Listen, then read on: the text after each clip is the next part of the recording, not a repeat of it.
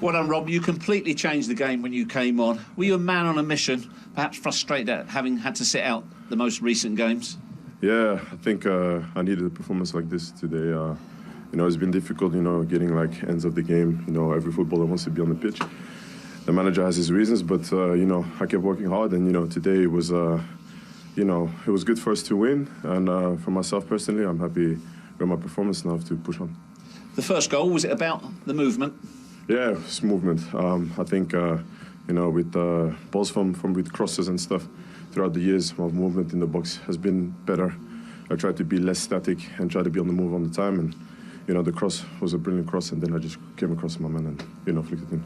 And when you won the penalty, you just looked unstoppable. Nothing was going to hit you. Yeah, I think that's preferably my preferred actions. Running into space and using my speed and my power, and then the defender did a contact, and Georgie finished it off for us. In fact, going into the game, you were 9 points behind the leaders, Man City. Was it vital you picked up all 3 points today? Yeah, I think we are the hunters now. It's clearly that the last results for us were not the best, and now we have to chase. Every game for us from now until the end of the season is a final. You have to treat them like finals because every game in the Premier League is very difficult. But today we won, and now we have to push on and keep chasing. Does it feel like you've made a bit of a statement? Level with Liverpool now, prove this is a three-way fight. I don't know, I think today we had to do our job, we had to win the game. Aston Villa was doing really well in the last couple of games. Credit to Steven Gerrard and his staff and their players. They have a really good team. It was not easy for us. But in the end, our quality came through. And now we have to push on. We have to make sure that every game is a final, win, and that's it. You did your job. Good to see you back. Thank you. Well, they've won that final. Interesting comments. Not that you were on the bench and left out very often in any of your clubs. But can you empathise with that sort of point to prove that he had today? Yeah, because he wants to play games. He's been bought in for a lot of money. People questioned him when he came back to Chelsea, and he's been fit for a little while now. He had the COVID situation and the injury, but he wants to go out there, prove people wrong and score goals, and I think he showed that with his performance. He looked a bit more hungry today. Like he really wanted to get a goal. He was bringing others into play, but he was playing with real enthusiasm, and I think sometimes for Lukaku, maybe his body language doesn't always show that, but today, it looked like he got on the pitch, he knew that his team needed him, he stepped up, got the goal, and I thought his performance in that second half was outstanding. And he said that the manager had his reasons, so he's obviously been available to play, and he's not been starting. Yeah, and they're correct reasons. I've seen him come on against West Ham, I've seen him come on from the bench, and nothing like that. Didn't have the energy, didn't have the movement. There was a lack of movement. And I think the manager's looking at him thinking, you're not ready, you're showing me you're not ready. He thinks in his mind he's ready, but go out there and do it on the pitch. Today, as Dan's just said, second half, he's trying to get on the shoulder, he's pinning people.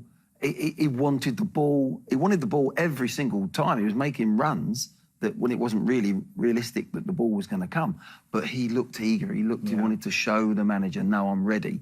And he went and proved it tonight. And did you sense when he came on at half-time that straight away there was a seed of different doubt in Villa defenders' minds? Absolutely. I mean, as soon as he comes onto the pitch, they know, he's like, look, he wants to run in behind. His movement was always, the timing was spot on. He dips in behind Mings there, and oh, there I am, in front. I don't know what Mings was doing there. He tried to body check him in the end. He beat him all ends up.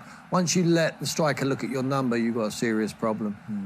But Romelu's movement, if he wasn't getting it when he was pinning him, he was running in behind. Now automatically they go deep. Now he can see his number. Now he can see the ball when it's in the back of the net, and Mings is hopeless to that. He just could not deal with him. We saw with the second goal as well. He comes short, he runs him in behind. If you try and defend high up the pitch with Romelu Lukaku, he can run you in behind. He's got every asset, I believe, to his game. He just needs to continue to play on a regular basis. I was really interested to hear that interview because obviously they're not singing off the same hymn sheet. The manager is obviously not playing him for a reason. What Glenn has mentioned there. But once he gets away, you just can't catch him. I mean, phenomenal. Cuts across there, just buying the tackle from Conze. He's almost saying to him, like, bring me down. I'll get a penalty for my team later on. And we talked, Glenn made a good point. I think I would have given him the pen as well, Glenn. You would have certainly done that, wouldn't you? Yeah, I think I would have done. It was right. They were still going to win the game if it was missed, but there shows great strength, and he knows what he's doing there. As Tim said, just holds him off, waits for the tackle, gets the ball on the outside of his body. Come and get it if you want. And I think I'd have given him the penalty. Jorginho's already had the one, right at the death of the game, and give him another goal maybe, and that would have set him on his way. even when he's in that type of form, Lukaku, it doesn't even have to be a pass. It could just be like a hopeful clearance up the pitch into space. And because he's so strong like he did for the penalty there, he held up the defender, he's got too much pace, too much power. And as I said, he needs to put in these type of performances, because I think if Chelsea got any chance of closing that distance between them and Manchester City, they're going to need him firing. Yeah, I think for the first goal, for his goal, the header, I think he must have made 6 movements. Yeah. And in the end, he gets across Mings and gets his goal. Yeah. But he wanted it before that. And that's when he's making that movement, he's as good as anyone. And that's why Chelsea brought him back. And that's what he was doing when he first arrived. I just think I don't know whether it was because of the COVID and the injury, he's had a little mind block where his movement stopped. But now, today, as I said, that was top quality centre-forward play. OK, let's hear from the man who hasn't been playing him and indeed introduced him today crucially at half-time. Here is the Chelsea boss, Thomas Tuchel. Thomas, what are your thoughts on that victory and how it came about?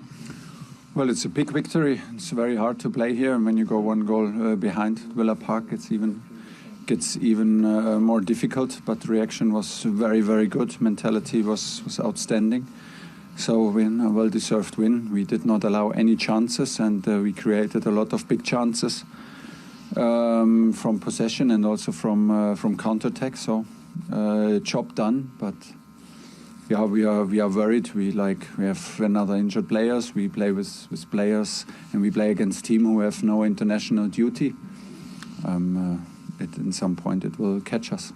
How much of a game changer was the introduction of Romelu Lukaku? I don't know. For today, it was a game changer. But do we both know that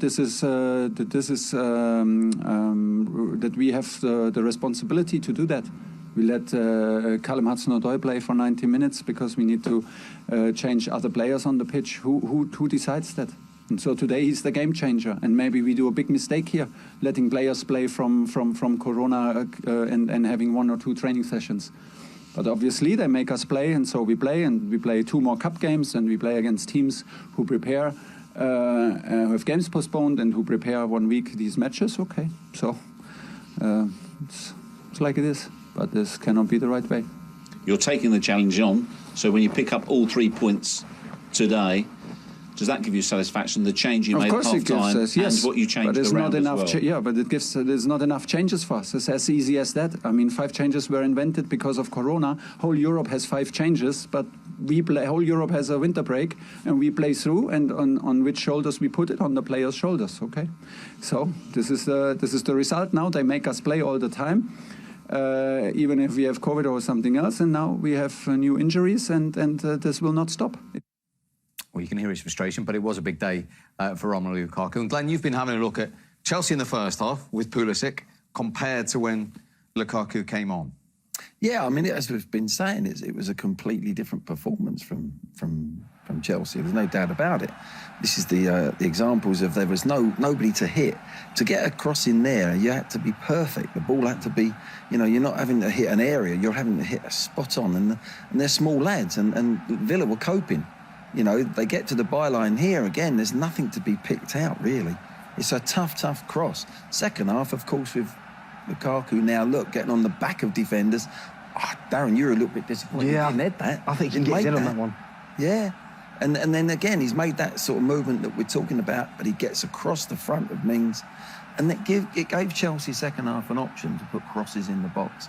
And I think that was why he was brought on. And just to go back to the point you made, if they're going to keep on the coattails of City and probably Liverpool, the performance and consistency of him is key to that, is it? It is key, because as Glenn was saying there, you look at the first half performance, everything's got to be precise. They can't hit an area. It's got to hit the perfect ball, the perfect cross, the perfect pass. But when you've got someone like Lukaku who's willing to run, put that type of energy in, if they want to close that gap, I think he's going to be key, because he will get them goals. If you keep supplying him the chances, he's shown when he was in Italy, when he's here the first time with West Brom, Everton and Manchester United, that if you keep supplying him opportunities, he'll score goals. Last season at Inter, scored all of them amount of goals. So I think Chelsea and Thomas Tuchel understand what he's saying, the frustrations. But if you want to keep winning games, you have to keep playing him, and he will get you the goals. OK, That's about that. He's got them today, and Villa have been on the end of just a 3rd defeat under Steven Gerrard, who, of course, missing today, having tested positive. Gary McAllister, the assistant in the hot seat. We'll see what he thinks of it all when we come back next.